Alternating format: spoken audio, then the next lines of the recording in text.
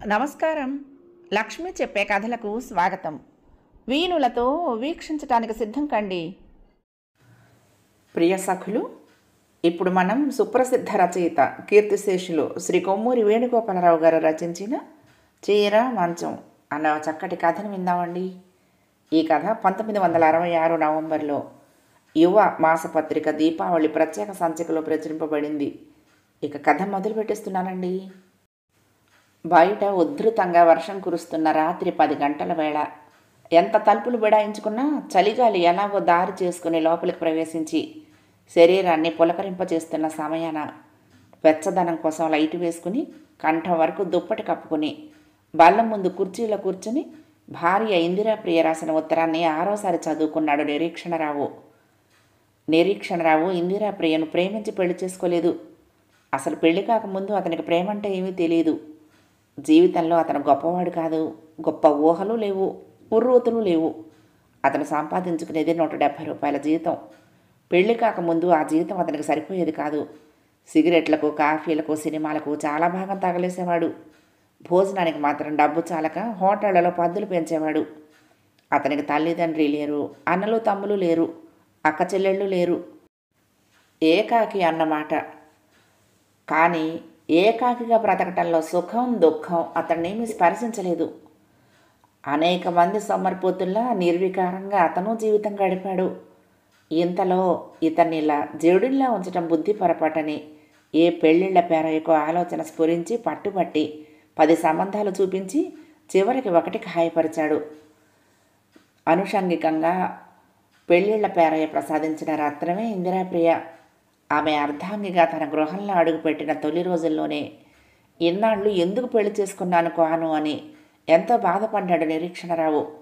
అతని జీవితానికి అర్థం, నిర్వచన, వెన్నెల, తేజస్సు అన్నీ ఏర్పడ్డాయి ఆమె ప్రేమలో, ఆమె లాలనలో, ఆమె ఆకర్షణలో, ఆమె ప్రభావంలో, ఆమె మంచితనంలో, ఆమె గాంభీర్యంలో, ఆమె శృంగార వాహినిలో, ఆమె కుమ్మరించిన పులకరింతలలో, నూతన రస జగత్తులో మునిగిపోయాడు. తన స్నేహితుల్ని, పాత అలవాట్లని అన్నీ విస్మరించాడు. ఇందిరాప్రియ అతనికి కొత్త గుణపాఠాలు నేర్పింది. అతనికి ఒక ఆకృతిని ఏర్పరిచి పుష్టిని కలగచేసింది. అతని అదృష్ట కవాటాలను సుతారంగా తెరిచింది. మైకంలో అతని కళ్ళు మూసుకొని పోయాయి. అయితే అది మంచి మైకమే, అవి మంచి మూతలే. అతను పొదుపు నేర్చుకున్నాడు. సంపాదించుకునే కాసిని రూపాయలతో అతనికి ఏ వేళల్లో ఏ అవసరాలు కావాలో అవన్నీ సుఖంగా అమరుతున్నాయి. మొదట అతనిలోని మార్పును చూసి స్నేహితులు పరిహసించారు. అతను చిరునవ్వు నవ్వి జవాబు చెప్పకుండా ఊరుకునేవాడు. క్రమంగా స్నేహితుల్ని విందుకు పిలవటం ప్రారంభించాడు. ఆ విందుల్లోని రుచి, శుచి, నిరాడంబరత్వము, వడ్డించే వ్యక్తిలోని రమణీయత చూసి వారు అతని అదృష్టానికి ఈర్ష్యపడ్డారు. అతనికి ఆమెతో గడిపిన ప్రతిరోజు గుర్తుంది. ప్రతి నిమిషము, ప్రతి స్పర్శ, ప్రతి చర్య గుర్తున్నాయి. చల్లని ఆమె ఒడి, ఆశ్రయం ఇచ్చే ఆమె హృదయము, తనలో కలిపేసుకునే ఆమె మృదు హస్తాలు, మధుర వీవెనల వంటి ఆమె నిట్టూర్పులు, గాఢ నిద్ర వంటి పరిష్వంగాలు. ఈ ప్రవాహంలో అతను కూరుకుపోయాడు. ఆమె అతన్ని నీరు అని పిలుస్తుంది ఏకాంతంగా ఉన్నప్పుడు. 1000 కోయిలలు కూసినట్లు, అసంఖ్యాకమైన షహనాయిలు మోగినట్టు ధ్వనిస్తుంది ఆ పిలుపు. ఒకరోజు ఆమె ఒడిలో తల పెట్టుకుని పడుకున్నాడు అతను పందిరి మంచం మీద. ఆ పందిరి మంచం ఆమె అడుగు పెట్టాక కొన్నదే. అంతకు పూర్వం అతను చాప దిండుతో సరిపుచ్చుకునేవాడు. నీరు అంది ఇందిరాప్రియ అతని తల వెంట్రుకలను సవరిస్తూ. మనం ఇంత అనురాగంగా ఉండటం మంచిది కాదు సుమా అంది. ఒక్కసారి అతను ఉలికి పడ్డాడు. తల ఎత్తి ఆమె ముఖంలోకి చూసేసరికి ఒత్తైన కనుబొమ్మల కింద చేపల్లా సాగిన నల్లని నయనద్వయం లీలగా తడిసినట్లు కనిపించింది. ఇందిరాప్రియ, ఎందుకు అలా అన్నావు అన్నాడు అతను ఆతృతగా. అలా పిలవటమే అతనికి ఇష్టం. తన చేతులు ఆమె కంఠం చుట్టూ వేసి ఆమె ముఖాన్ని తన ముఖానికి దగ్గరగా లాక్కున్నాడు. చెప్పు, ఎందుకు అట్లా అన్నావు నువ్వు? ఎప్పుడు వినలేదు ఇలాంటి అపశృతి, చెప్పు అన్నాడు. ఇంత అనురాగం ఉంటే ఎప్పుడైనా నాకేమన్నా కీడు జరిగితే నువ్వేమైపోతావు? ఆమె కంఠం చెలించింది. వద్దు, అలాంటి మాటలు రానియకు నీ నోటి వెంట. అమంగుళం పలకకు. నేను ఊహించలేని విషయాలు నాకు సూచించకు.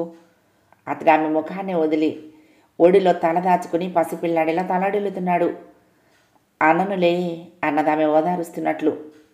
కొన్ని క్షణాలు మౌనంగా ఊరుకుని, ఇంత ప్రేమ కురిపిస్తున్నావు కదా, నన్నెప్పుడైనా అన్యాయం చేస్తావా పొడిగా అడిగింది. అంటే అతడు సరిగ్గా అర్థం కాక అడిగాడు. మగాడివి, మనసు మారితే పర్వాలేదు, మారలితే ఇందిరాప్రియ అని గట్టిగా అరిచాడతను. ఇంతేనా నువ్వు నన్ను అర్థం చేసుకున్నది? ఎలాంటి పరిస్థితుల్లోనైనా అలాంటి పని? కోపం వద్దు నీరు, నాకు అలాంటి అనుమానం లేదు. కానీ విషయం వచ్చింది కాబట్టి చెప్తున్నాను. అందరి ఆడవారు లాంటిదాన్ని కాదు నేను. ఈ విషయంలో నాకున్నంత స్వార్థం ఎవరికీ ఉండదు. అలాంటి విపరీతమే జరిగితే నా శవమే నీకు మిగులుతుంది అంది. అబ్బా, ఏమిటి నువ్వు? ఎన్నడూ లేనిది ఏమిటి ప్రసంగం? నేను ఇంకా వినను ఇందిరాప్రియ. మళ్ళీ ఆమె అతన్ని మరింత దగ్గరగా తీసుకుని ఓదార్చి అనునయించింది లాలింపుగా. ఇప్పుడు అప్పుడు నువ్వు నా అసలైన మనిషివి, నా తోడువి అంది. అంత అన్యోన్యంగా వేగంగా రోజులు నెలలు గడిపేశారు. జరిగిపోతున్నాయి రోజులు, నెలలు ముందుకు నడిచాయి. ఒకరోజు ఉత్తరం వచ్చింది ఇందిరాప్రియకు తండ్రి దగ్గర నుంచి. ఆయనకు ఒంట్లో అస్వస్థతగా ఉన్నదని, కూతుర్ని చూసి చాలా రోజులు గడిచిపోయింది కాబట్టి తాను తల్లి ఆమె కోసం బెంగ పెట్టుకున్నామని, ఒకసారి వచ్చి చూసిపోవలసిందని మరీ మరీ ప్రాధేయపడుతూ రాశాడు. నిరీక్షణరావుకు భార్యను పంపించక తప్పలేదు. భర్తను వదల్లేక బయలుదేరింది ఇందిరాప్రియ. రైలు కదలబోతూ ఉండగా ఆమె మృదు హస్తాన్ని పట్టుకుని ఉన్న అతని చెయ్యి వణికి కళ్ళల్లో నీళ్లు తిరిగాయి. మీరు బాధపడకండి, మిమ్మల్ని విడిచి నేను మాత్రం ఉండగలనా? ఈ కాసన్ని రోజులు స్నేహితులతో సరదాగా కాలక్షేపం చెయ్యండి అందామె లాలనగా. ఓహో, స్నేహితులు నాకేం అక్కర్లేదు. సరిగ్గా 20 రోజుల్లో మన మ్యారేజ్ డే. అప్పటికల్లా తిరిగి రాకపోతే ఏం జరుగుతుందో చూడు అన్నాడు అతను ఉక్రోషంగా. ఆమె దిగులుగా నవ్వి, అంత పెద్ద గడువు పెట్టారే, మీరెంత కఠినులు అంది. ఆమె వెళ్ళిన తర్వాత అతనికి రోజుకొక యుగంగా చికాకుగా దారుణంగా గడిచింది. పెళ్లి కాకముందు తనలో ఇంత వ్యామోహం కామం ఉన్నాయని అతనికి తెలియదు. ఓహ్, నేనెంత పిపాసిని, నాలో ఎంత ప్రేమ మోహాంధకారం గూడు కట్టుకుని ఉన్నాయి, నేనెంతటి ప్రేమ జ్వర పీడుతుణ్ణి అని అతను ఇప్పుడు ఆశ్చర్యపోయాడు. ఒకరి మీద ఒకరికి గల తృష్ణ, మమత, తీపి, ఒకరి యందు ఒకరికి గల అవసరం, ఆ తోడులో దొరికే చల్లదనం, వెచ్చదనం, ఒకరి మీద ఒకరికి గల అధికారం, ఆ ఎడబాటులో అన్నీ అతనికి తెలిసొచ్చాయి. మొదట వారం 10 రోజులకల్లా వచ్చేద్దామనుకున్న ఇందిరాప్రియ తండ్రికి స్వస్థత చేకూరకపోయేసరికి తన ప్రయాణాన్ని ఒక్కొక్క రోజు పొడిగించసాగింది. ఏ రోజుకు ఆ రోజు ప్రయాణం అయ్యేది. రేపు బయలుదేరుతున్నానని ఉత్తరం రాసేది. మళ్ళీ వాయిదా. ఈ ఉత్తరాలతో వాయిదాలతో అతను పులకరిస్తూ హతాశుడవుతూ వచ్చాడు. నిరీక్షణ నిరాశల మధ్య అతను నలిగిపోయాడు. ఇలా మొత్తం 19 రోజులు గడిచిపోయాయి. ఇన్ని రోజులు ఆలస్యం చేసినందుకు కోపం వచ్చింది కదూ. ఏం చెయ్యను? నాన్న పరిస్థితి ఏ క్షణానికి ఆ క్షణం ఆందోళనగా ఉంది. అయినా సరే ఇక ఉపేక్ష చెయ్యను. మన పుట్టినరోజు, అదే మనమిద్దరం ఏకమైన రోజు, తూర్పున తొలి రేఖలు విచ్చుకునేసరికి నీ బాహుబంధంలో ఉంటాను. నా మీద కోపగించటానికి నువ్వు పెదవులు విప్పబోతావు. ఓహో, నేను విప్పనీయనుగా. నిజమే, నేను తప్పు చేశాను మహానుభావా. నీ ఇష్టమైన శిక్ష విధించు. నీ ఇష్టం, ఎంత కష్టమైనదైనా సరే అనుభవిస్తున్నానుగా. వచ్చేస్తాను. ఇక ఎప్పటికీ నిన్ను విడిచి వెళ్ళనుగా. నీ నిండా ముద్దులతో. ఓహో, చోటేది ప్రియ. ఈ ఉత్తరం చదువుకుంటూ ముగ్ధుడవుతూ పులకరిస్తూ మయమరుస్తూ నిమిషాలు గడుపుతున్నాడు నిరీక్షణరావు ఆ రాత్రి. మెల్లగా 11 దాటింది. బయట వర్షం తగ్గుముఖం పట్టకపోగా క్షణానికి ఉధృతం కాసాగింది. చలి ఎక్కువగానే ఉంది. అతనికి నిద్ర రావటం లేదు. అయినా దుప్పటి ముసుగు పెట్టుకుని పడుకుందామని, ఉత్తరం డ్రాయర్ సరుగులో పెట్టి లేచి లైట్ ఆర్పేద్దామని గోడ దగ్గరికి వస్తూ ఉండగా తలుపు అవతల ఎవరో దగ్గినట్లు చప్పుడైంది. అతను ఆశ్చర్యచకితుడే నిలబడిపోయాడు. ఇంత వర్షంలో తడుస్తూ తమ వీధి గుమ్మల్లో ఎవరు కూర్చున్నారు? దారిని పోయే పథికుడా? ఆ చీకట్లో తీవ్రమైన వానలో తడుస్తూ ఎంతసేపటి నుంచి కూర్చున్నారో అతడికి చూద్దామన్న కుతూహలం కలిగింది. ఒక్క నిమిషం ఆలోచించి తలుపు దగ్గరకు వెళ్ళి గడియ తీశాడు. వెంటనే బయట నుండి వచ్చిన గాలి ఒత్తిడికి తలుపులు 2 వేగంగా తెరుచుకున్నాయి. ఈ శబ్దానికి ఉలిక్కిపడి చూరు కింద తడుస్తూ వీధి గుమ్మం మెట్టు మీద కూర్చున్న మనిషి చటుక్కున తల తిప్పి చూసింది.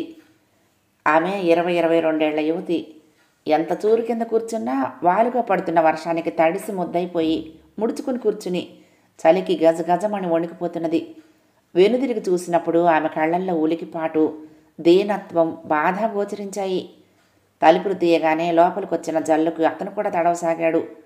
ఆ సమయంలో ఒంటరిగా చీకట్లో చిక్కుకొనిపోయి ఉన్న ఆ స్త్రీని చూసి అతనికి జాలేసింది. లోపలికి రండి అన్నాడు అప్రయత్నంగా. ఆమె సభ్యతకు లేచి నుంచుని, ఎందుకులేండి, ఇక్కడే గడిపేస్తాను అంది వణుకుతున్న కంఠంతో. పర్వాలేదు, వర్షం ఇప్పుడప్పుడే తగ్గే సూచన లేవు, ఎంతసేపని తడుస్తారు, రండి లోపలికి అన్నాడు అతను మర్యాదగా. ఒక్క నిమిషం ఆమె ఏం ఆలోచించుకున్నదో తల ఊపి లోపలికొచ్చి నిలబడింది. జల్లు లోపలికి పడుతూ గది తడిసిపోతున్నది. చేసేది లేక అతను తలుపులు మూసి గడియ వేసి ఆమె వైపు చూశాడు. కట్టుకున్న దుస్తులు తడిసిపోయి ఒంటికి అతుక్కుని ఆరోగ్యంగా ఎదిగిన ఆమె శరీరం బహిర్గతమవుతూ విద్యుత్ వెలుగులో మెరుస్తూ కనిపించగానే అతని మేను గగురు పొడిచింది. జుట్టు తడిసిపోయి అక్కడి నుండి నీళ్లు కారుతూ భుజాల మీదకు, కంఠం మీదకు, హృదయం మీదకు పడుతున్నాయి. ముఖం అందంగానే ఉంది, కానీ మనిషిలో ఏమీ ప్రత్యేకత లేదు.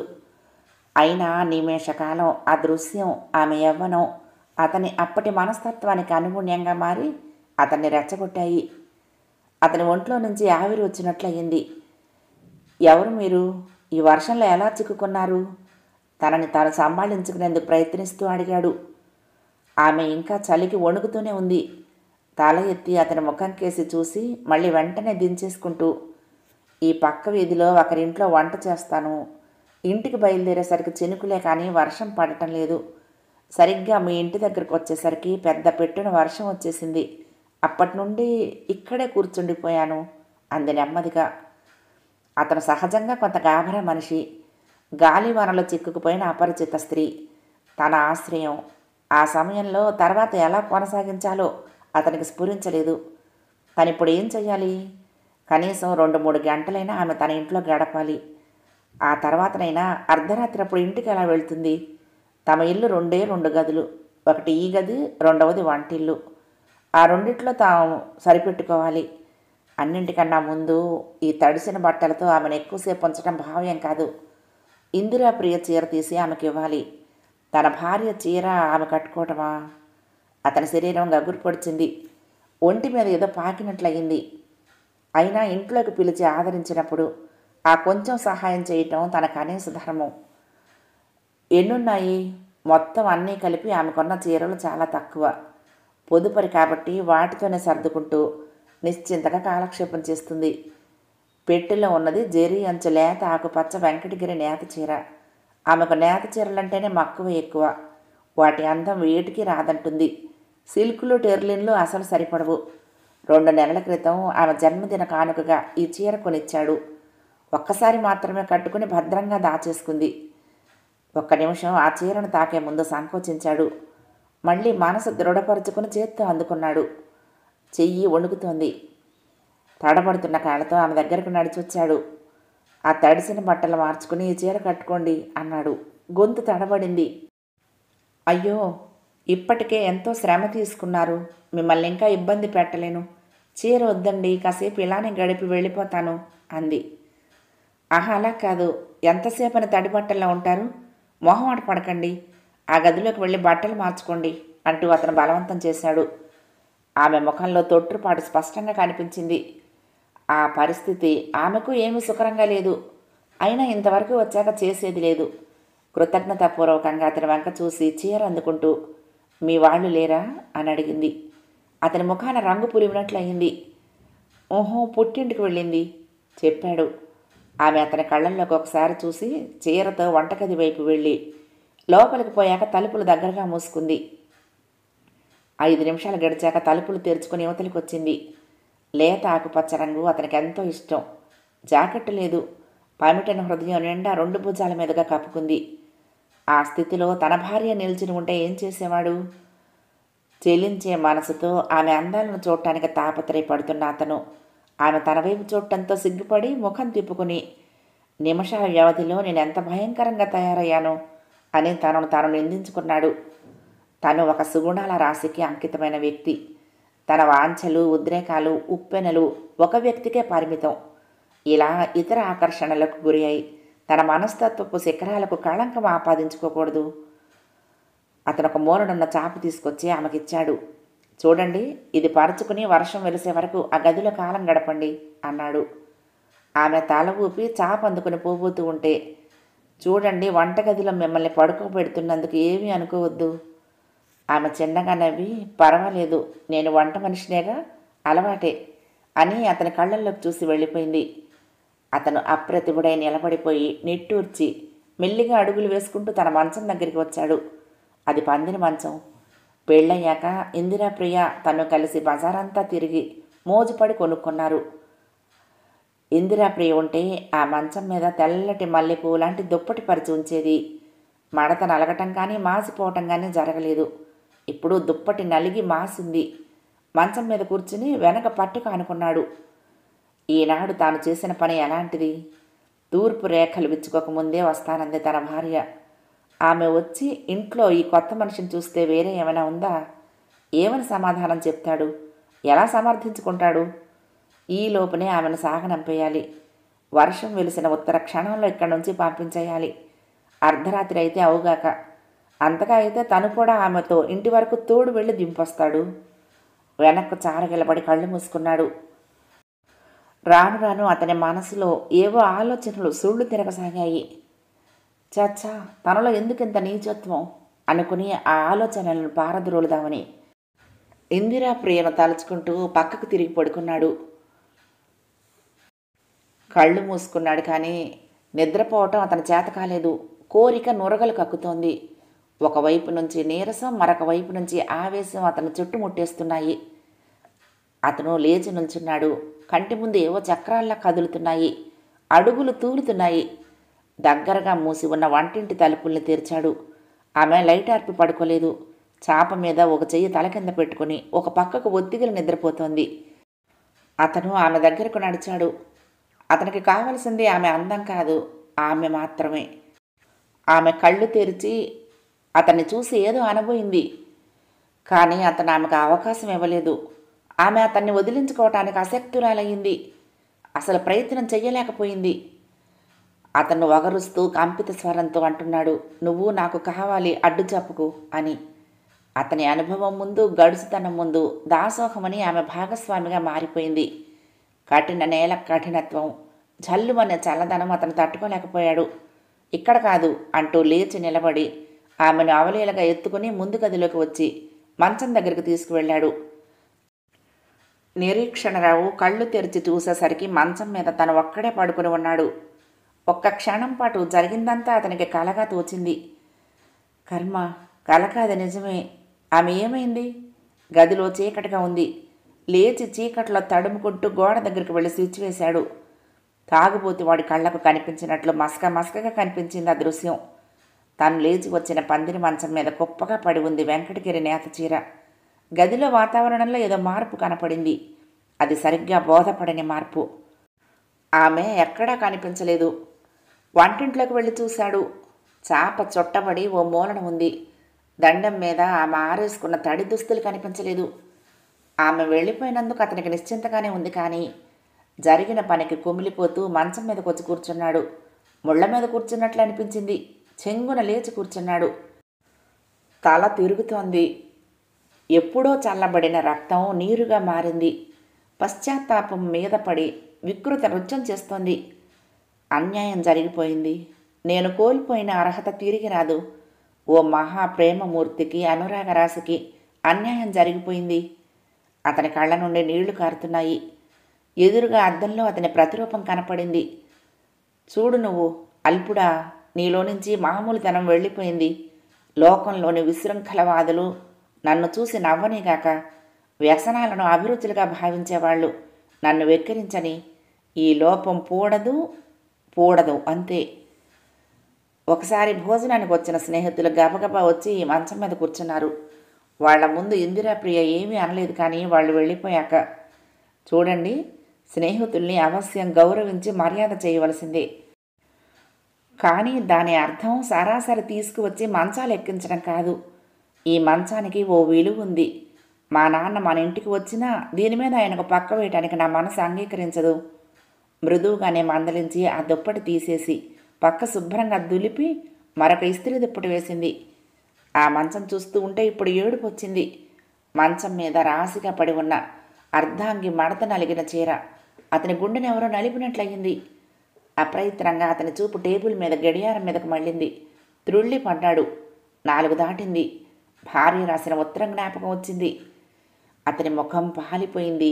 శరీరం అంతా చెమటలు కమ్మేశాయి. ఒక్క నిమిషం ఆ దశలో ఉండి గబగబా వెళ్ళి బయట తలుపు గడియ పెట్టాడు.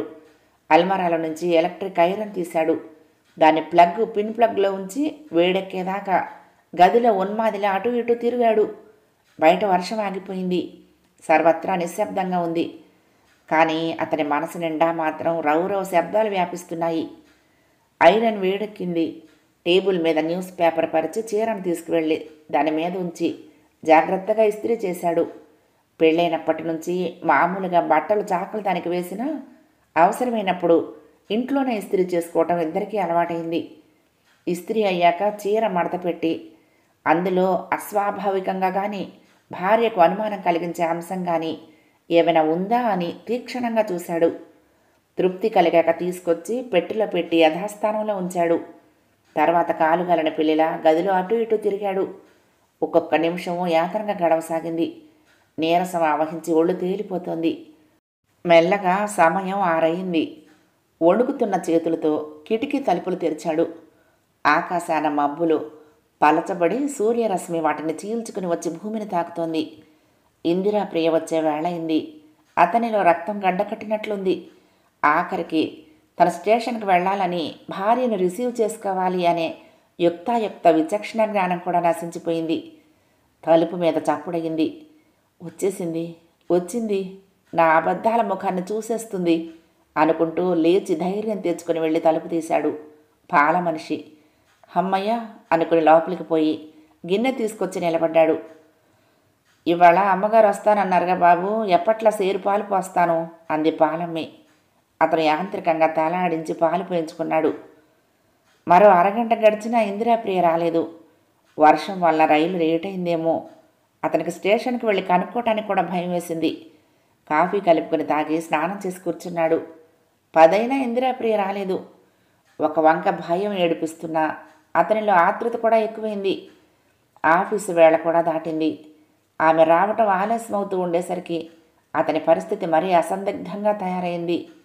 ఆమెను చూడాలన్న ఆరాటం, చూస్తే ఏమి జరుగుతుందోనన్న బాధ అతన్ని వేధించసాగాయి. చేసేది లేక 10:30కు ఇల్లు తాళం పెట్టి తాళం చెవి పక్కింట్లో ఇచ్చి ఇందిరాప్రియ వస్తే ఇవ్వమని చెప్పి ఆఫీసుకు బయలుదేరాడు. ఆఫీసులో ఒక్కొక్క క్షణము ఒక్కొక్క యుగంలా గడిచింది. ముళ్ల మీద కూర్చున్నట్టుగా ఉంది అతనికి. ఎవరు పలకరించినా జవాబు చెప్పలేదు. ఏ పని చెయ్యలేకపోయాడు. సాయంత్రం ఇంటికొచ్చేసరికి 5 దాటింది. ఆమె తప్పకుండా వచ్చి ఉంటుంది అనే నమ్మకంతో ఉన్న అతనికి తలుపు తాళం చూడగానే ఆశాభంగమైంది. ఎలా రాసింది ఉత్తరంలో, ఒకరికొకరు కలుసుకుని ఆడుతూ పాడుతూ గడపవలసిన రోజు. ఆమె వస్తానని చెప్పి రాలేదు. తనని మోసం చేసింది. ఇహ ఆ ఇంట్లోకి ఆమె లేని శూన్యంలోకి పోవటానికి ఇచ్చగించలేదు. ఒక్కొక్కప్పుడు ఒక్కొక్క వ్యక్తి కలయిక అస్థిమత హేతువే అయినా ఆ వ్యక్తిని కలుసుకోకుండా ఉండలేరు. ఒక్కొక్కరిలోని ఆకర్షణ అలాంటిది. తాను అలా బయటకు తిరిగి వస్తానని, ఆమె వస్తే తాళం చెవివ్వమని పక్కింట్లో మరోసారి చెప్పి వెనక్కు తిరిగాడు. హోటల్కి వెళ్ళి కాఫీ తాగి 6 గంటల దాకా అంతు లేకుండా నడిచి తర్వాత ఏం చేయటానికి తోచక సినిమాకు వెళ్ళి కూర్చున్నాడు. ఇక ఈ రోజుకు ఇందిరాప్రియ రాదు. ఆమెకు తన మీద కంటే ఆ తండ్రి మీద ఎక్కువ మమకారం. తనకు అన్ని అబద్ధాలు రాసింది. అసలు తనంటే లక్ష్యమే లేదు. తను వెళ్ళింది ఏ సినిమాకు కూడా అతనికి గుర్తులేదు. బయటకు వచ్చాక ఇవాళ ఆకలి విషయమే గుర్తు రావటం లేదు.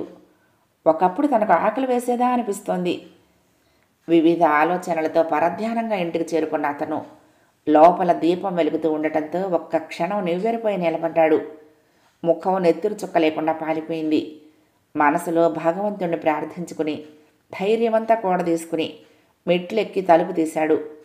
తలుపులు దగ్గరగా వేసున్నాయి. చెయ్యి పడగానే తెరుచుకున్నాయి. లోపలికి అడుగుపెట్టిన అతను మళ్ళీ మరొక మారు నిర్ఘాంతపోయాడు. లేత ఆకుపచ్చ రంగు వెంకటగిరి నేత చీర కట్టుకుని సిగలో మల్లెచెండు దురుముకుని పందిరి మంచం మీద దేవతలా పడుకుని ఉంది ఇందిరాప్రియ. అతని ముందు 10 సర్పాలు బుసకొట్టినట్లయింది. లే అక్కడి నుంచి ఇందిరాప్రియ, నువ్వు ఆ చీర విప్పెయ్యి అని గట్టిగా అరుద్దామనుకున్నాడు. కానీ అరవలేదు. కళ్ళు అప్పగించి చూస్తూ నిలబడ్డాడు. చప్పుడు విని ఆమె తల తిప్పి చూసింది. ఆనందాశ్చర్యాలతో ఆమె కళ్ళు మెరుపులా మెరిశాయి. మంచం మీద నుండి ఒక్క గెంతు గెంతింది. మరుక్షణంలో అతను ఆమె కౌగిలిలో ఉన్నాడు. నీరు, నేను తిరిగి వచ్చేశాను. ఎన్నాళ్ళు నీకోసం నా ప్రాణం ఎంత కొట్టుకుందని నీ గురించి ఆలోచించని క్షణం లేదు.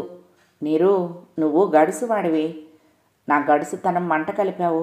అబ్బా, నన్ను విడిచి ఎలా ఉన్నావో ఎన్నాళ్ళు. ఒట్టిదే, నీ ప్రేమంతా ఒట్టిదే. లేకపోతే నన్ను చూడకుండా ఎలా జీవించగలిగావు? నువ్వు నేర్చావులే. ఆమె కౌగిలిలో అతనికి ఊపిరాడటం లేదు. మనసు నీరై ప్రవహిస్తే ముఖం ఆమె ఎంగిలితో తడిసింది. అయినా మాట్లాడకుండా అప్రతిభుడై నిలబడ్డాడు. మాట్లాడమేం నువ్వు? రాసిన టైంకి రాలేదని కోపం వచ్చిందా?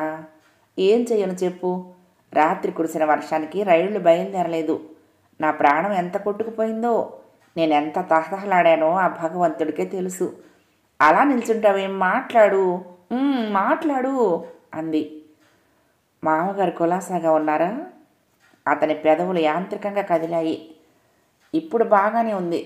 నిన్ను చూడలేదని నాన్న మహా ఇదైపోతున్నాడు. మనిద్దరిని ఒకసారి కలిసి రమ్మన్నాడు.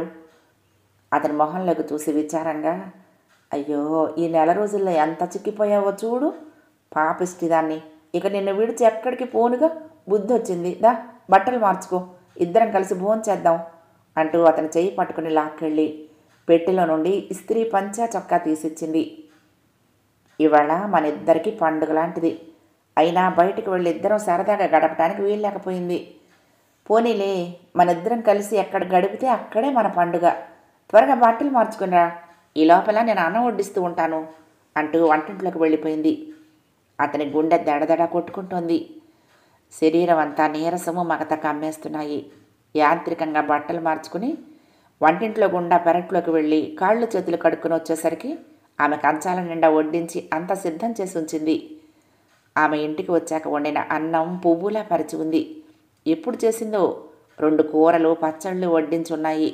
అవి కాకుండా పుట్టింటి నుండి తీసుకొచ్చిన పూతరేకులు, లడ్లు అలంకరించింది. నీకు పూతరేకులంటే ఇష్టం కదూ?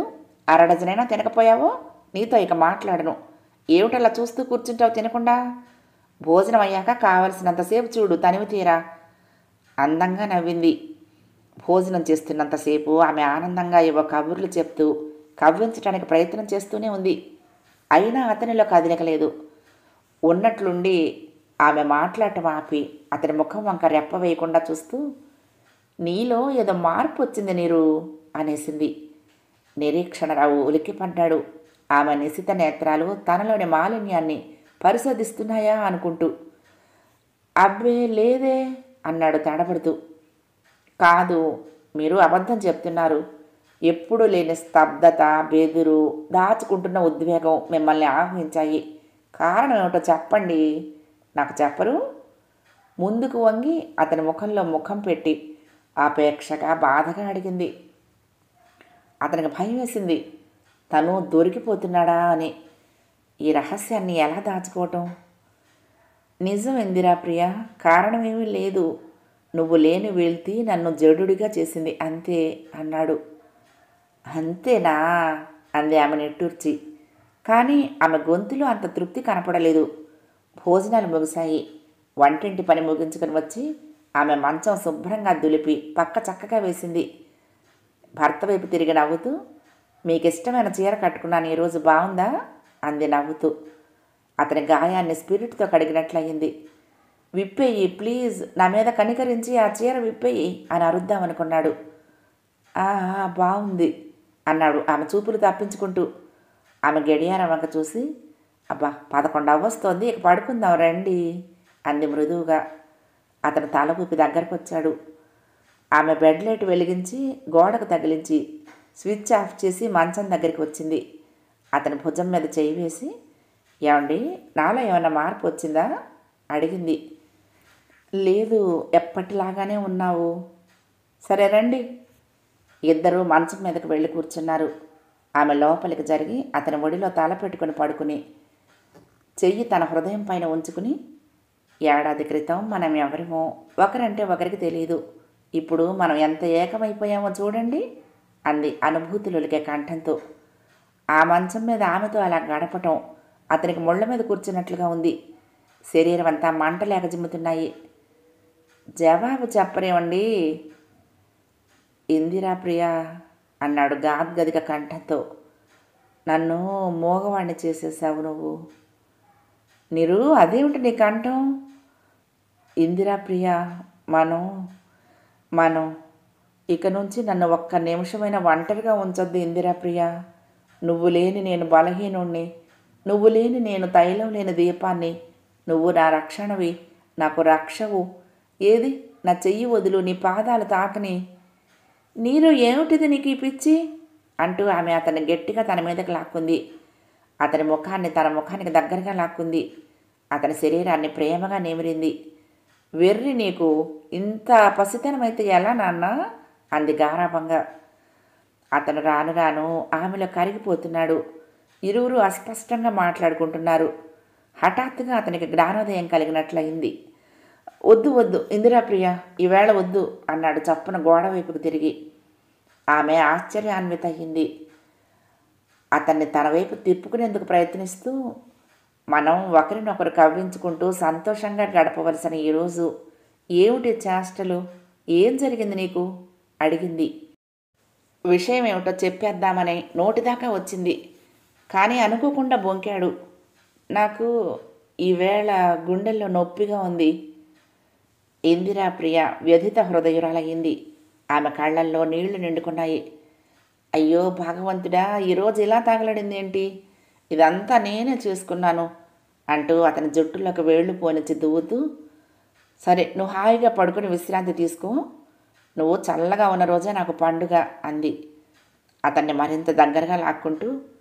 నీరు, జన్మ జన్మాలకు నీ భార్యగానే ఉండాలని కోరుకుంటున్నాను. మధ్యలో వాళ్ళు ఎవరైనా తలదూర్చాలని ప్రయత్నిస్తే వాళ్ళని చీల్చి చెండాడతాను. వాళ్ళ రక్తం కళ్ళ చూస్తాను. పడుకో, నా నీడను నిద్రపో, చంటి పిల్లాడిలా నాలో ఒదిగిపో. ఆమె అతని వీపు మీద చెయ్యి వేసి నిమరసాగింది. అతని కళ్ళ నుండి నీళ్లు కారుతున్న సంగతి ఆమె గుర్తించలేదు.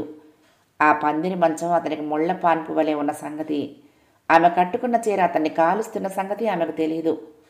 అలా మంటతో ఏడుస్తూ గిలగిల్లాడుతూ అతను ఎప్పటికో నిద్రపోయాడు. అంతే, అది అతని జీవితానికి తీరని సమస్యగా పరిణమించింది. ఈ రహస్యం దాచుకోవటానికి అతని ఇరుకు హృదయంలో చోటు ఉండటం లేదు. చెప్తే అగ్నిపర్వతాలు బద్దలవుతాయి. సంసార నౌక నిర్దయగా తొనకలైపోతుంది. రోజు ఆ మంచం మీదే పడుకోవాలి. ఆ చీర తరచూ కళ్ళబడుతూ ఉంటుంది. ఆ రాత్రి జరిగిన సంఘటన అతని ముందు వివిధ రూపాలతో సాక్షాత్కరిస్తోంది. ఈ అగ్నిని అతను దాచుకోలేకపోతున్నాడు. చిక్కి శల్యమైపోతున్నాడు. సరిగ్గా అన్నం తినటం మానేశాడు. ఎప్పుడూ పరధ్యానంగా ఉంటాడు. ఆమె ముట్టుకోబోతే దూరంగా తొలగిపోతాడు. ఆమె అతని వంక నిశితంగా చూస్తే ముఖం చాటు చేసుకుంటాడు. ఇందిరాప్రియ అతని వాలకం చూసి బెంగ పెట్టుకుంది. ఏం జరిగింది నీరు నీకు? ఎందుకిట్లా అయిపోయావు? నా ముందు ఏమీ దాచొద్దు, నిజం చెప్పు. అది ఎలాంటి విషయం లాంటిదైనా సరే భరిస్తాను. నువ్వు దేనికో పశ్చాత్తాపడుతున్నావు, నాకు చెప్పేయి. నేను నీ భార్యను, నా ముందు రహస్యాలు ఉంచుకోకు అని ప్రాధేయపడేది. చెప్పలేడు. ఆమె అలా అంటుంది, కానీ ఈ నిజాన్ని ఆమె భరించలేదు. అది బయటకు వచ్చిన క్షణంలో ఆమె ఆత్మహత్య చేసుకుంటుంది. ఈ అశాంతితో అతను కృషించిపోతున్నాడు. రాత్రులు నిద్రలో కలవరిస్తున్నాడు. ఆఫీసుకు సరిగ్గా వెళ్ళటం మానేశాడు. అతనికి జ్వరం వచ్చింది. ఎంతకీ తగ్గటం లేదు. ఇందిరాప్రియ హడలిపోయింది. డాక్టర్లు వస్తున్నారు, మందులు పోస్తున్నారు. అతనికి నిమ్మళించటం లేదు. ప్రభు, నా మాంగళ్యం కాపాడు, నన్ను ఉద్ధరించు. ఒక సాయంత్రం అతను మాగన్నగా నిద్రపోతున్నాడు. ఆ రోజు శుక్రవారం. ఆమె మెల్లిగా తలుపులు దగ్గరకు వేసి కనకదుర్గ గుడికి బయలుదేరింది. తన దాంపత్యం నిలబెట్టమని అమ్మవారిని ప్రార్థించి పూజ ముగించుకుని మొక్కుకొని ఇంటికి తిరిగి వచ్చింది. పందిరి మంచం మీద భర్త లేడు.